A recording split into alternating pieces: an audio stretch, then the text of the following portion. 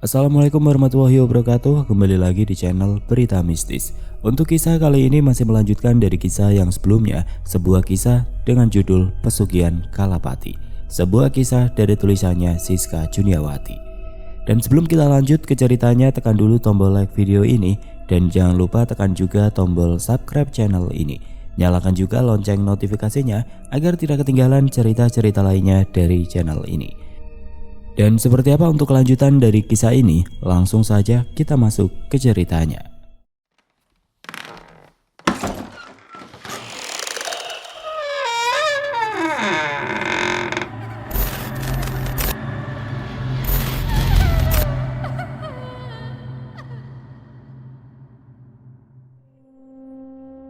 Malam itu suasana di rumah Mas Bambang dan Mbak Sari semakin mencekam. Kondisi Arjuna yang semakin memburuk menjadi sumber kecemasan yang tidak terelakkan lagi.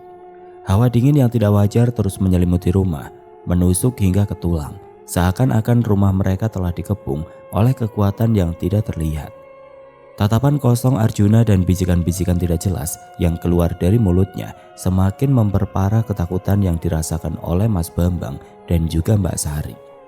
Di tengah rasa putus asa yang melanda, Mas Bambang sadar bahwa mereka tidak bisa lagi menunggu.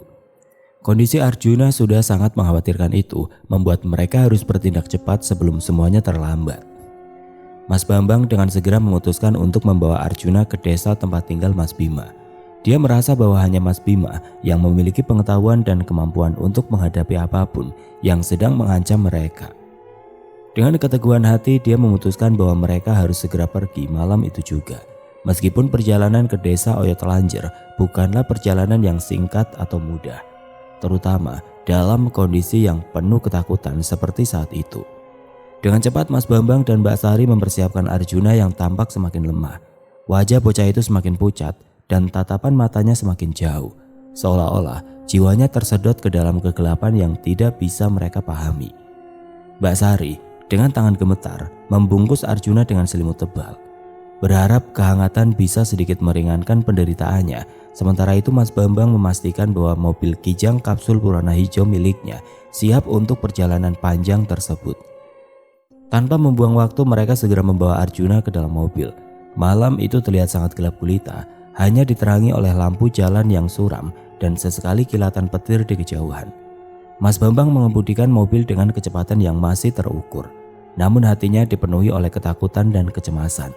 Dia tahu bahwa perjalanan itu adalah satu-satunya harapan mereka dan dia berdoa dalam hati agar mereka bisa sampai di desa Oyot Lanjer tepat waktu. Perjalanan menuju desa terasa begitu panjang dan menegangkan. Jalanan yang sepi dan berliku-liku ditambah dengan cuaca yang semakin buruk membuat perjalanan terasa seperti mimpi buruk yang tidak berkesudahan.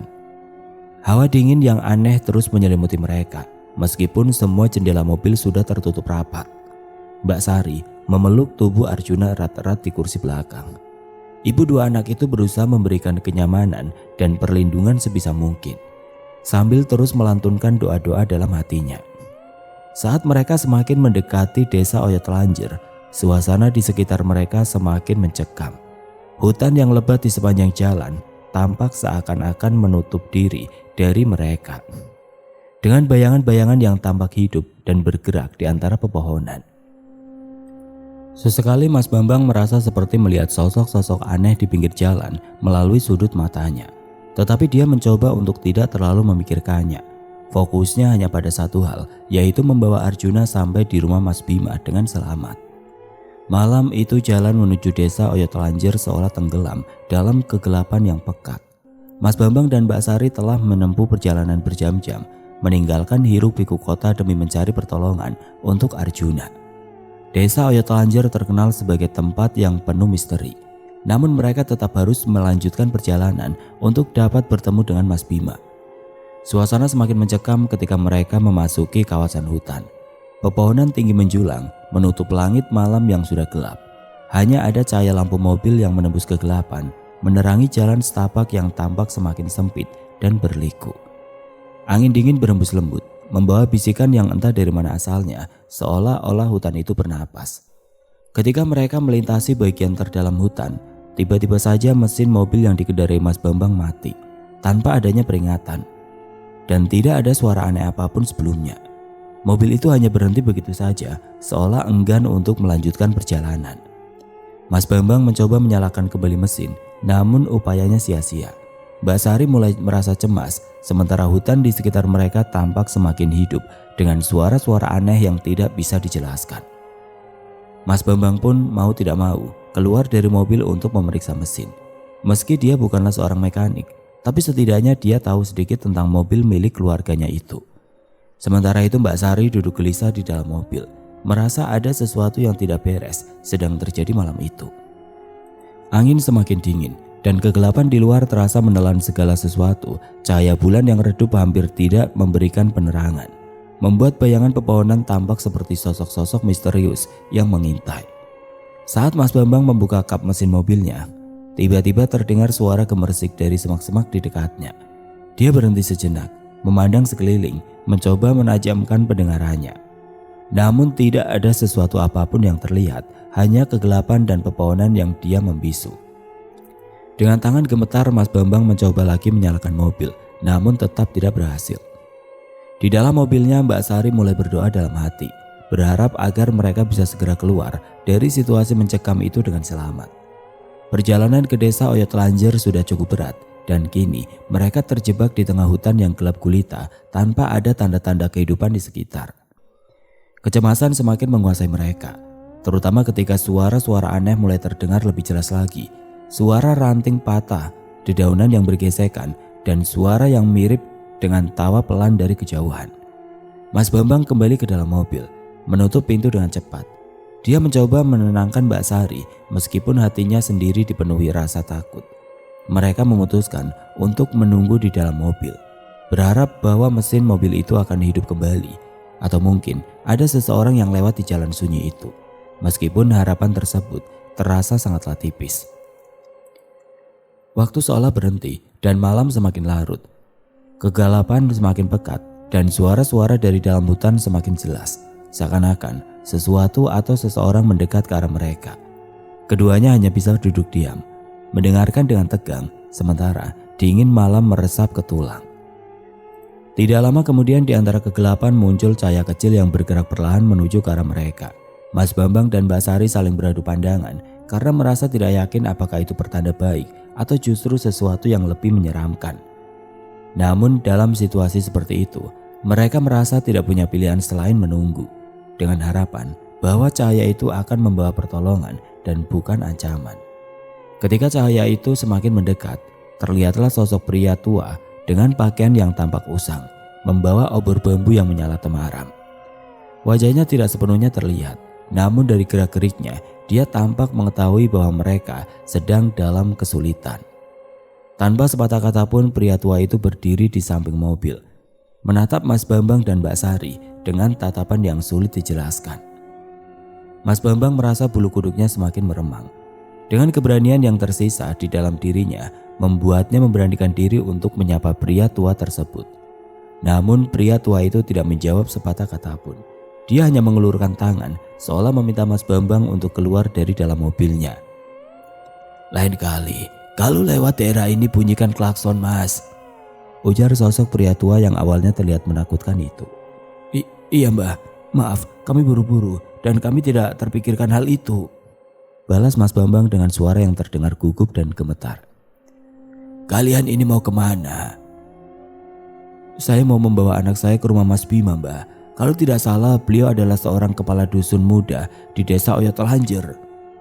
"Oh begitu ya, kalau begitu masuklah ke dalam mobilmu dan langsung nyalakan lagi mesin mobil ini," balas sosok lelaki tua itu sambil menepuk-nepuk bagian kap mobil dengan perlahan.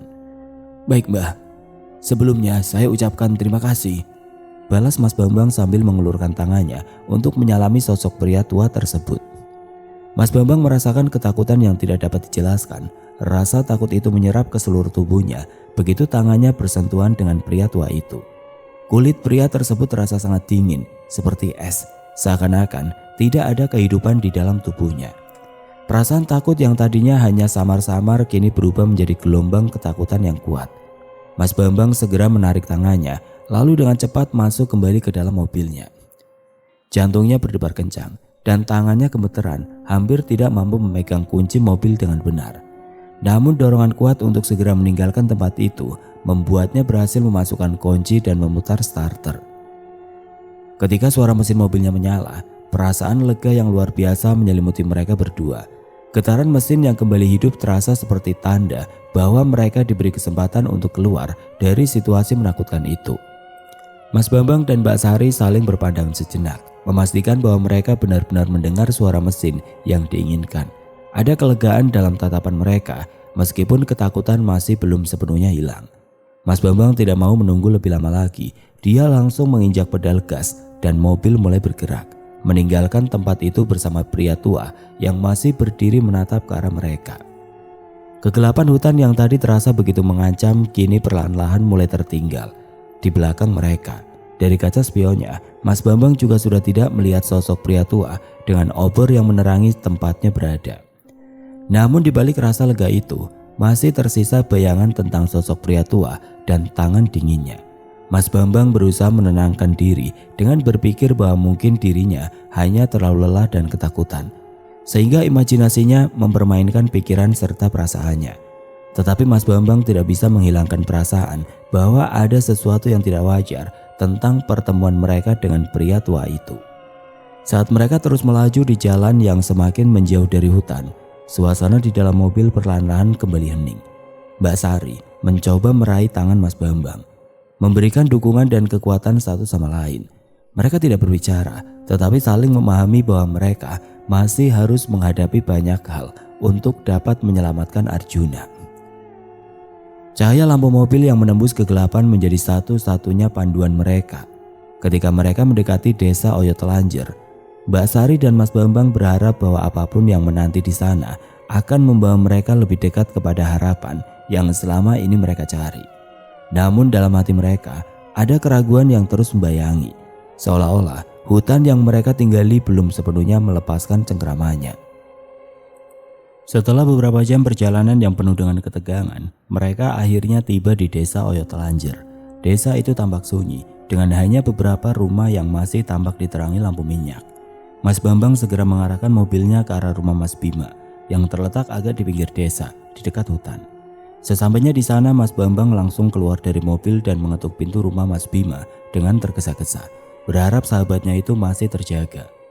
Tidak lama kemudian pintu dibuka oleh Mas Bima yang tampak terkejut melihat kedatangan mereka. Wajahnya yang biasanya tenang kini menunjukkan kekhawatiran begitu melihat keadaan Arjuna yang berada dalam gendongan Mbak Sari. Tanpa banyak bicara, Mas Bima segera menyuruh mereka masuk dan meletakkan Arjuna di sebuah ranjang kayu di ruang tengah rumahnya yang sederhana namun penuh dengan benda-benda pusaka dan jimat. Mas Bima langsung menyadari bahwa situasinya jauh lebih serius daripada yang dia bayangkan. Dengan sigap ia mulai mempersiapkan segala sesuatunya untuk menangani kondisi Arjuna yang semakin kritis. Suasana di dalam rumah itu penuh dengan ketegangan, namun juga dengan harapan bahwa Mas Bima akan bisa melakukan sesuatu untuk menyelamatkan Arjuna dari cengkeraman kekuatan gaib yang mengerikan itu. Mereka semua tahu bahwa malam itu akan menjadi malam yang panjang dan menentukan. Tidak hanya bagi Arjuna, tetapi juga bagi seluruh keluarga Mas Bambang. Dengan tekad yang bulat, Mas Bima mulai mempersiapkan segala sesuatunya. Dia tahu bahwa kekuatan gaib yang mencengkeram Arjuna bukanlah hal yang bisa dihadapi dengan cara biasa. Di dalam rumah suasana penuh dengan ketegangan yang terasa sangat mencekam. Mbak Sari berusaha menenangkan dirinya sambil tetap berada di sisi Arjuna, memegang tangannya yang terasa semakin dingin.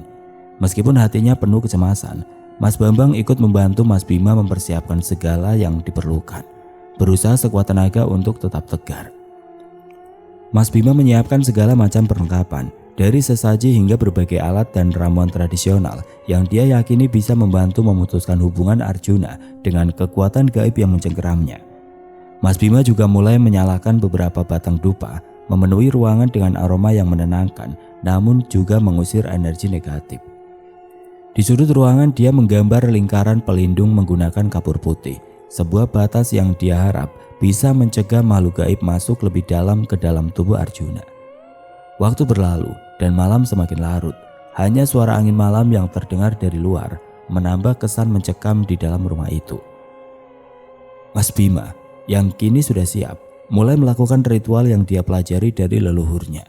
Dia merapal mantra dengan nada rendah namun penuh kekuatan, memohon perlindungan dan meminta bantuan kepada Yang Maha Kuasa serta para leluhur agar Arjuna bisa dibebaskan dari cengkraman gaib tersebut. Mbak Sari dan Mas Bambang hanya bisa berdoa dalam hati, berharap bahwa segala usaha Mas Bima akan membuahkan hasil. Ketegangan semakin terasa ketika Arjuna yang tadinya terbaring lemah mulai menunjukkan tanda-tanda gelisah. Tubuhnya sedikit bergetar dan nafasnya terasa semakin berat. Mbak Sari menggenggam tangan Arjuna lebih erat, merasakan kekhawatiran yang luar biasa. Mas Bambang berdiri di sampingnya, mencoba memberikan kekuatan dengan tatapan penuh harapan. Mas Bima yang terus merapal mantra sesekali menatap Arjuna dengan serius. Dia tahu bahwa saat itu adalah saat-saat yang kritis. Jika kekuatan gaib itu tidak segera diusir, nyawa Arjuna bisa dalam bahaya. Mas Bima pun melangkah mendekati Arjuna, meletakkan tangan di dahi anak itu, dan merasakan betapa kuatnya cengkraman energi negatif yang menguasai tubuh kecilnya. Dengan tekad yang semakin kuat, Mas Bima melanjutkan ritual, kali ini dengan lebih mendalam lagi. Di tengah ritual yang dilakukan oleh Mas Bima, suasana di dalam rumah itu terasa semakin berat. Angin yang berembus dari arah luar tiba-tiba berubah menjadi dingin, dan pintu serta jendela mulai bergetar seolah-olah ada kekuatan besar yang mencoba masuk. Mas Bima tetap fokus. Dia tidak membiarkan dirinya terganggu oleh gangguan tersebut. Dia tahu bahwa itu adalah ujian dari kekuatan gaib yang sedang dilawannya dengan sekuat tenaga. Tidak lama kemudian tiba-tiba saja Arjuna mengerang kesakitan. Kedua matanya yang tertutup rapat seolah ingin terbuka, namun seperti tertahan oleh sesuatu. Mas Bima pun segera menyelesaikan mantra terakhirnya, mengakhiri ritual dengan menaburkan air suci di sekeliling tubuh Arjuna. Seolah merespon tindakan dari Mas Bima, tubuh Arjuna perlahan-lahan mulai tenang. Nafasnya mulai stabil dan suasana di dalam rumah itu berubah menjadi hening. Mas Bambang dan Mbak Sari menatap Arjuna dengan cemas, menunggu tanda-tanda lebih lanjut. Mas Bima yang saat itu tampak kelelahan tetap waspada, memerhatikan setiap perubahan pada Arjuna. Saat-saat itu terasa begitu lama.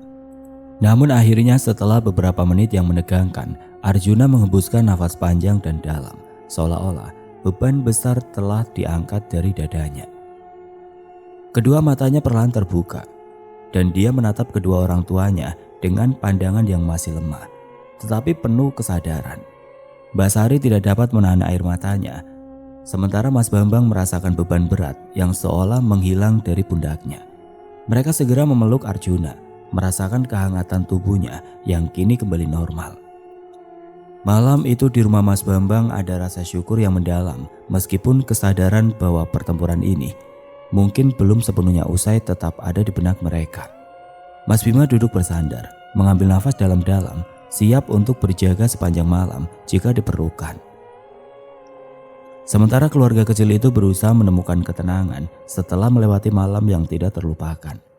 Setelah malam yang panjang dan penuh ketegangan, di mana Mas Bima harus menghadapi kekuatan gaib yang kuat dan mengancam jiwa Arjuna, dia menyadari bahwa situasi kala itu jauh lebih berbahaya daripada yang diperkirakan sebelumnya. Meskipun Mas Bima memiliki pengetahuan dan kemampuan dalam menghadapi makhluk-makhluk gaib itu, tapi kekuatan yang melingkupi Arjuna tampak terlalu besar untuk ditanganinya sendirian. Dengan perasaan berat namun penuh tanggung jawab, Mas Bima memutuskan untuk mencari bantuan dari orang yang sangat dia hormati dan percayai, yaitu Mbah Jeliteng, sesepuh desa sekaligus guru spiritualnya. Mbah Jeliteng adalah sosok yang sangat dihormati di desa Oyot Lanjeran dan sekitarnya. Usianya yang sudah sangat tua membuatnya dipandang sebagai penjaga kebijaksanaan dan tradisi leluhur yang telah diwariskan dari generasi ke generasi. Banyak orang datang kepadanya untuk meminta nasihat spiritual, dan tidak jarang juga dia membantu dalam urusan-urusan yang melibatkan dunia gaib. Mas Bima tahu bahwa jika ada seseorang yang bisa memberikan panduan dalam situasi kritis seperti itu, maka orang itu adalah Mbah Jeliteng. Setelah memastikan Arjuna dalam keadaan baik, Mas Bima memutuskan untuk menemui Mbah Jeliteng. Dia pun memberitahu Mbak Sari dan Mas Bambang tentang keputusannya untuk meminta bantuan dari guru spiritualnya itu dan meminta mereka untuk tetap berada di rumahnya, menjaga Arjuna. Meskipun merasa cemas, tapi baik Mas Bambang maupun Mbak Sari telah mempercayakan keputusan itu sepenuhnya kepada Mas Bima. Mereka tahu bahwa Mas Bima telah melakukan segalanya untuk menyelamatkan anak mereka. Mas Bima kemudian berjalan menuju ke rumah Mbak Jeliteng yang terletak agak jauh di pinggir desa. Di sebuah tempat yang dikelilingi oleh hutan kecil, rumah itu sederhana, namun memancarkan aura tenang dan sakral, seolah-olah alam sendiri melindungi tempat tersebut. Saat Mas Bima tiba, dia disambut oleh Mbak Jeliteng yang tampak sudah menunggunya, seolah-olah sudah mengetahui maksud kedatangan Mas Bima tanpa perlu dijelaskan. Dengan tatapan mata yang tajam namun penuh kebijaksanaan, Mbak Jeliteng mendengar cerita Mas Bima tentang apa yang terjadi pada Arjuna dan segala hal yang mereka alami sepanjang malam tadi. Dengan kesaktian yang dimilikinya, Mbak Jeliteng kemudian menjelaskan bahwa kekuatan yang mengincar Arjuna mungkin berasal dari alam gaib yang sangat kuat. Alam gaib yang memiliki hubungan erat dengan keluarga atau tanah tempat mereka tinggal. Kekuatan dari makhluk gaib itu tidak hanya ingin mencelakai Arjuna, tetapi mungkin ingin mengambil jiwanya untuk tujuan yang lebih gelap. Sepertinya apa yang sedang dialami anak itu sebagai bentuk pengorbanan untuk memperkuat atau menambah kejayaan dari seseorang kerabat di keluarga teman itu, Bima. Ujar Mbak Jeliteng yang terlihat masih memejamkan kedua matanya. Kau tidak akan bisa mengusir sosok makhluk gaib yang akan mengambil jiwa anak itu dengan cara biasa. Tapi kau harus melakukan sebuah ritual kuno yang sudah lama tidak dilakukan orang-orang di desa Oyot Lanjer ini. Imbu Mbak Jeliteng yang membuat Mas Bima terkejut mendengarnya. Apakah kita harus melakukan ritual kepaten rogo, Mbah? Tanya Mas Bima yang juga sudah mengetahui ritual besar yang jarang dilakukan di desanya itu. Benar sekali, Bima. Kau harus masuk alam gaib tempat makhluk-makhluk astral itu berada. Dan kau harus meminta sosok penguasa kerajaan gaib itu untuk melepaskan sukma dari bocah malang itu. Setelah memberikan arahan yang jelas, Mbak Jeliteng meminta Mas Bima untuk segera kembali ke rumah dan mempersiapkan segala sesuatu yang diperlukan untuk ritual besar yang akan mereka laksanakan. Mbak Jeliteng memilih malam Selasa Kliwon sebagai waktu pelaksanaan ritual, karena pada malam itu kekuatan alam diyakini berada pada puncaknya. Menurut kepercayaan, Selasa Kliwon adalah waktu di mana batas antara dunia manusia dan dunia gaib menjadi semakin tipis, membuka jalan bagi komunikasi dan negosiasi dengan makhluk-makhluk dari dimensi lain. Setibanya di rumah, dia segera memberitahu Mbak Sari dan Mas Bambang tentang keputusan Mbak Jeliteng. Meskipun masih ada beberapa hari sebelum malam Selasa Kliwon tiba, mereka harus mulai mempersiapkan diri dengan sungguh-sungguh. Meski cemas, Mbak Sari dan Mas Bambang merasa sedikit lega karena mereka kini memiliki tujuan yang jelas dan harapan bahwa Arjuna dapat diselamatkan. Sementara itu Arjuna masih dalam keadaan lemah, namun sesekali menunjukkan tanda-tanda kesadaran yang aneh, seperti berbicara dalam bahasa yang tidak dimengerti atau memandang ke arah yang kosong, seolah melihat sesuatu yang tidak terlihat oleh orang lain. Mbak Sari dan Mas Bambang terus menjaga Arjuna dengan penuh perhatian. Hari-hari menjelang malam Selasa Kliwon terasa panjang dan penuh dengan kecemasan. Suasana rumah seringkali diselimuti oleh rasa tegang dan ketakutan. Namun mereka semua berusaha tetap kuat. Doa-doa terus dipanjatkan dan setiap malam Mas Bima melakukan upacara kecil untuk menenangkan energi negatif yang masih ada di sekitar mereka. Dia juga terus berkomunikasi dengan Mbak Jeliteng, memastikan bahwa semua persiapan berjalan lancar dan sesuai dengan rencana. Ketika malam Selasa Kliwon tiba, suasana di desa Oyot Lanjer terasa berbeda. Langit malam tampak lebih gelap dari biasanya dan udara di sekitar desa terasa dingin, seolah-olah alam sendiri bersiap untuk sesuatu yang besar. Mas Bima, Mbak Sari dan Mas Bambang membawa Arjuna ke tempat yang telah ditentukan oleh Mbak Jeliteng. Mbak Jeliteng sudah menunggu di sana dengan tenang namun penuh kewaspadaan. Dia tahu bahwa malam itu akan menjadi malam yang menentukan, tidak hanya bagi Arjuna, tetapi juga bagi seluruh desa yang akan merasakan dampak dari keberhasilan atau kegagalan ritual tersebut. Dengan suara yang rendah namun berwibawa, Mbak Jeliteng mulai memimpin ritual, memanggil kekuatan alam roh-roh leluhur untuk membantu mereka dalam pertempuran melawan kekuatan gaib yang mengincar jiwa Arjuna. Ritual berlangsung hikmat, dan setiap detail upacara berjalan sesuai rencana. Nyala api dari obor-obor yang mengelilingi tempat tersebut bergetar seiring dengan mantra-mantra yang diucapkan oleh Mbak Jilteng dan Mas Bima, menciptakan aura yang semakin syarat dengan energi spiritual. Udara di sekitar mereka terasa sangat berat, dan setiap helaan nafas mengandung ketegangan yang kian memuncak. Saat ritual yang dilakukan mencapai puncaknya, Mbak Jilteng mulai memanggil makhluk-makhluk gaib yang sangat dihormati dalam tradisi leluhur. Suaranya yang penuh wibawa melantunkan mantra-mantra kuno, memohon agar mereka membuka jalan bagi Mas Bima untuk memasuki alam gaib. Dia meminta agar makhluk-makhluk tersebut membawa sukma Mas Bima ke tempat di mana sukma Arjuna berada, yaitu sebuah tempat yang tersembunyi di antara dimensi yang berbeda, jauh dari jangkauan manusia biasa. Dalam sekejap suasana di sekitar mereka berubah secara drastis. Angin berembus kencang, berputar-putar di sekitar tempat ritual, membuat obor-obor bergoyang liar. Daun-daun berdesir dengan suara yang aneh, seperti bisikan-bisikan dari dunia lain. Setelah itu tiba-tiba saja suasana menjadi hening. Hanya suara mantra Mbak Jilteng dan hembusan nafas mereka yang terdengar. Di tengah keheningan itu, Mas Bima merasakan sebuah kekuatan yang tidak terlihat mulai menyentuh sukma dan raganya. Mbak Jilteng kemudian memberikan isyarat kepada Mas Bima, tanda bahwa saatnya telah tiba. Dengan hati yang mantap dan tekad yang kuat, Mas Bima menutup kedua matanya, mengatur napas, dan mulai memasuki keadaan hening yang mendalam.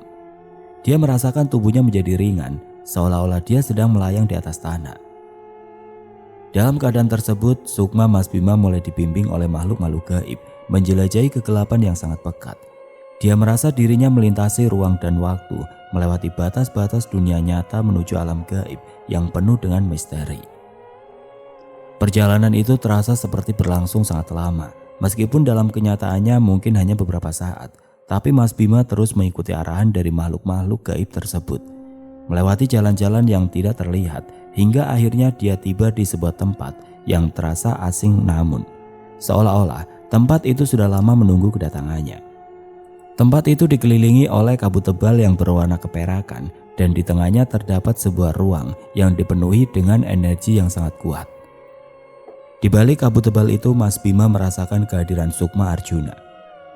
Namun dia juga merasakan kehadiran dari makhluk lain dengan kekuatan yang sangat besar. Sesuatu yang jauh lebih kuat dan mengerikan yang telah menahan sukma Arjuna di tempat itu. Mas Bima menyadari bahwa saat itu adalah saat-saat krusial yang harus dihadapinya. Mas Bima pun harus menghadapi kekuatan gelap yang telah mencengkram Arjuna untuk membebaskan sukma anak itu dan membawanya kembali ke dunia nyata. Dengan kekuatan spiritual yang dimilikinya dan dengan bimbingan dari makhluk-makhluk gaib yang setia padanya, Mas Bima mulai mempersiapkan diri untuk pertempuran gaib yang tidak terhindarkan itu. Di dalam hatinya dia memanggil semua kekuatan leluhur, seraya merapal doa-doa yang telah diajarkan oleh Mbak Jilteng. Mas Bima memusatkan seluruh energinya untuk menyelamatkan Arjuna dari cengkeraman kegelapan yang menakutkan itu. Mas Bima melangkah dengan hati-hati, namun penuh dengan kemantapan ke dalam kegelapan yang menyelimuti tempat itu, di mana sukma Arjuna terperangkap.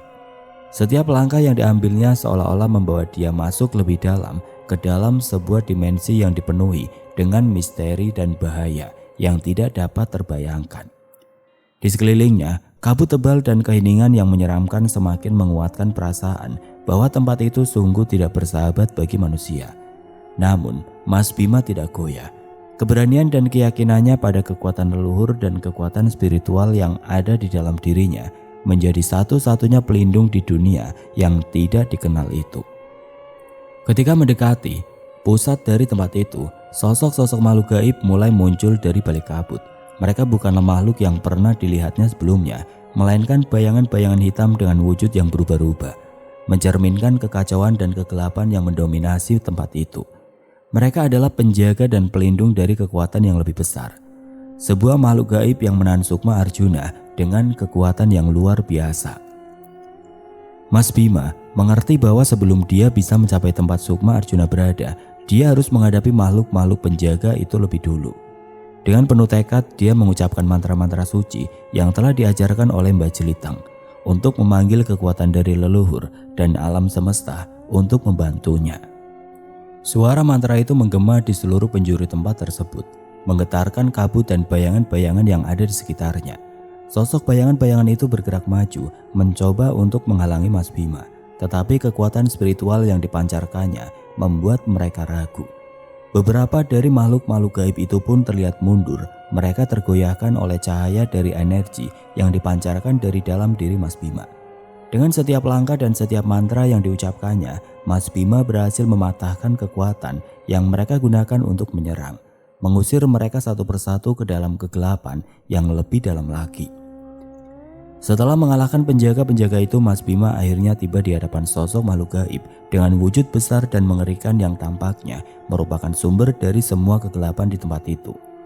Wujud makhluk gaib itu tidak memiliki bentuk yang jelas, hanya berupa bayangan raksasa yang tampak terus bergerak dan berubah-ubah, seolah-olah terbuat dari kegelapan yang murni.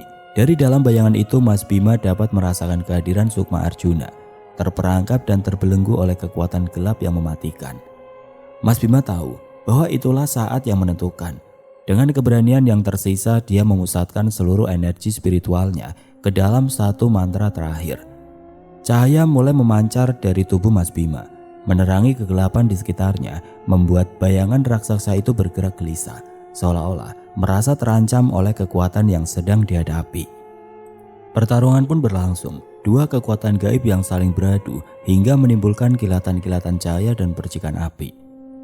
Mas Bima dengan seluruh kekuatannya mengarahkan energi spiritualnya langsung ke pusat kegelapan itu.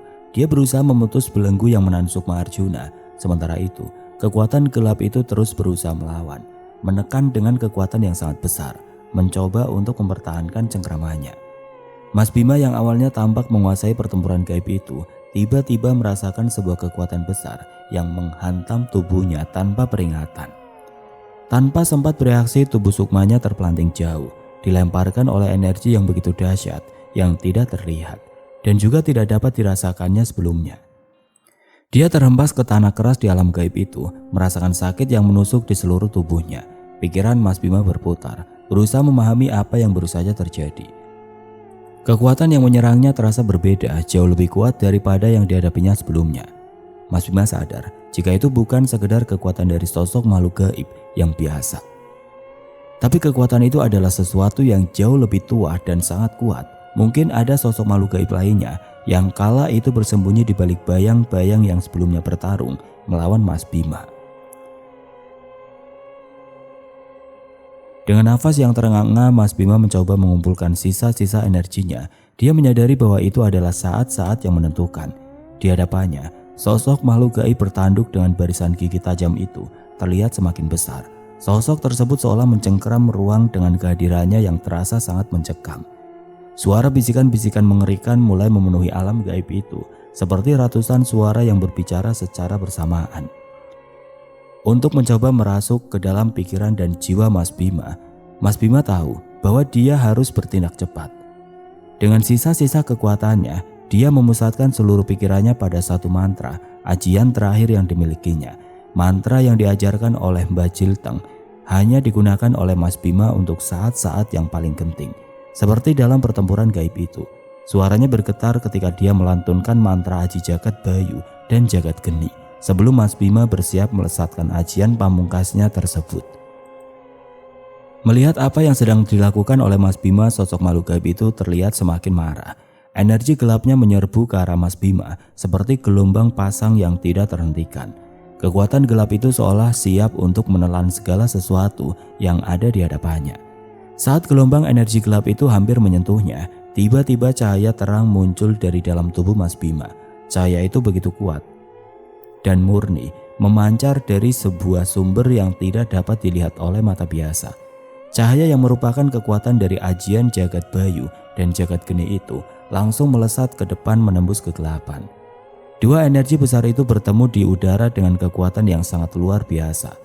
Benturan energi itu menciptakan dentuman besar yang mengguncang alam gaib tempat pertempuran berlangsung.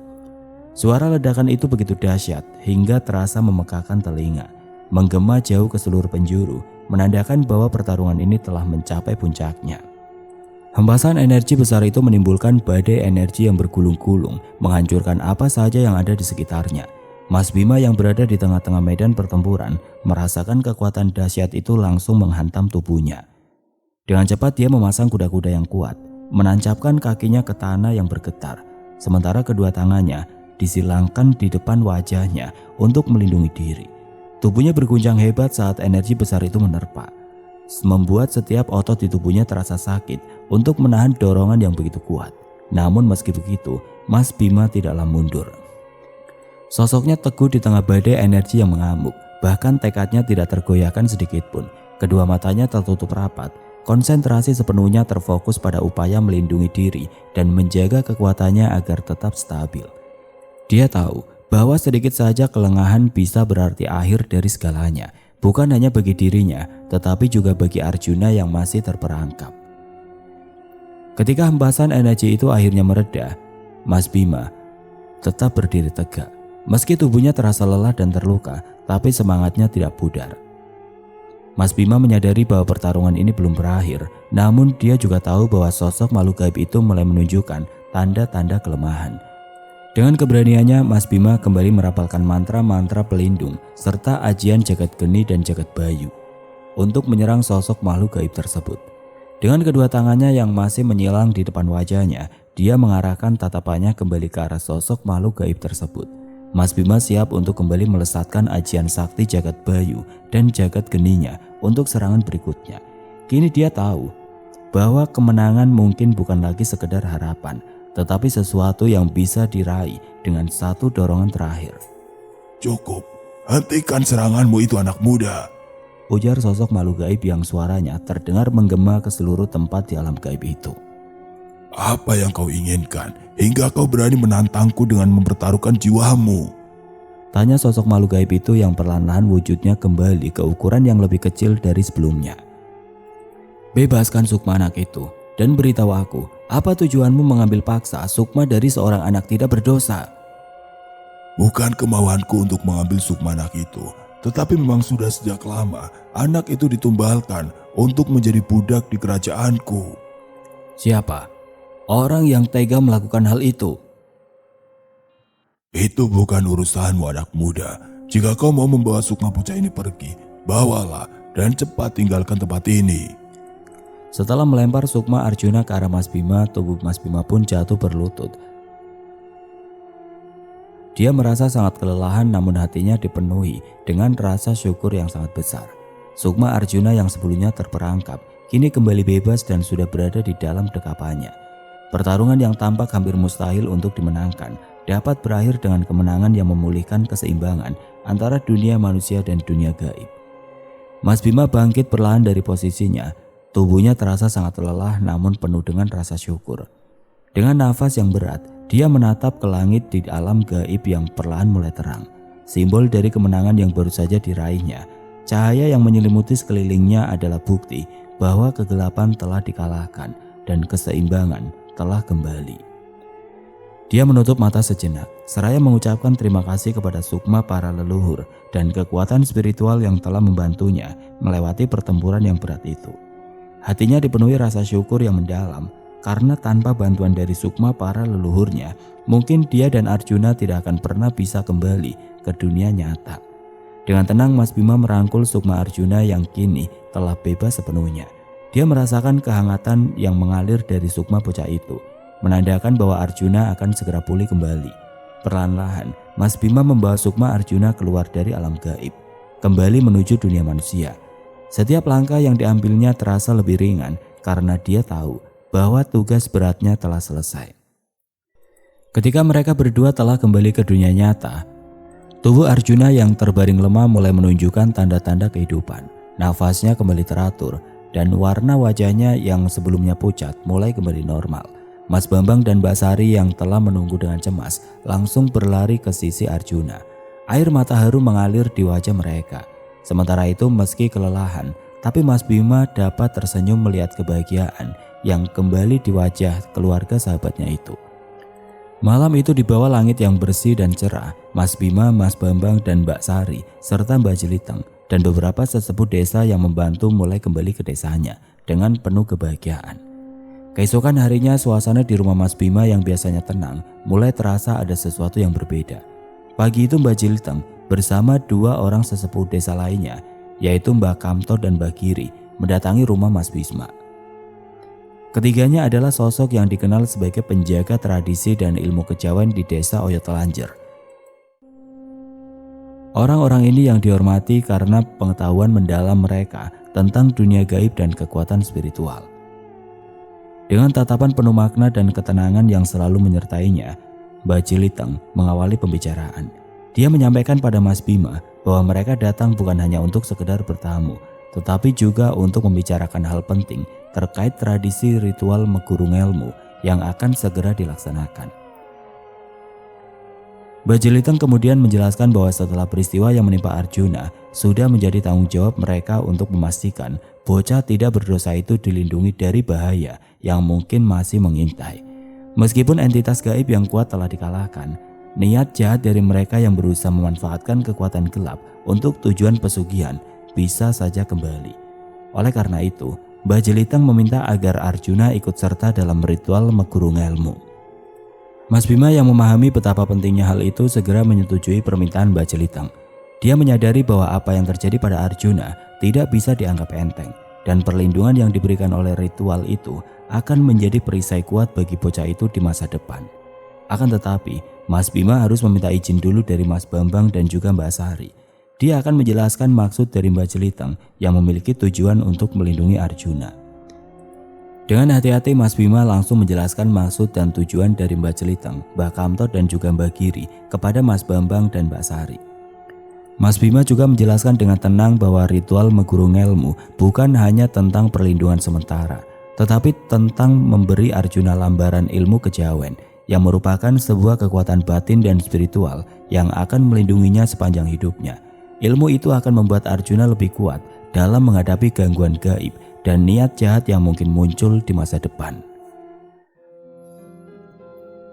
Oke teman-teman, sampai di sini dulu ceritanya. Nantikan kelanjutan kisah ini di video berikutnya. Agar tidak ketinggalan, klik tombol subscribe channel ini dan nyalakan lonceng notifikasinya. Wassalamualaikum warahmatullahi wabarakatuh.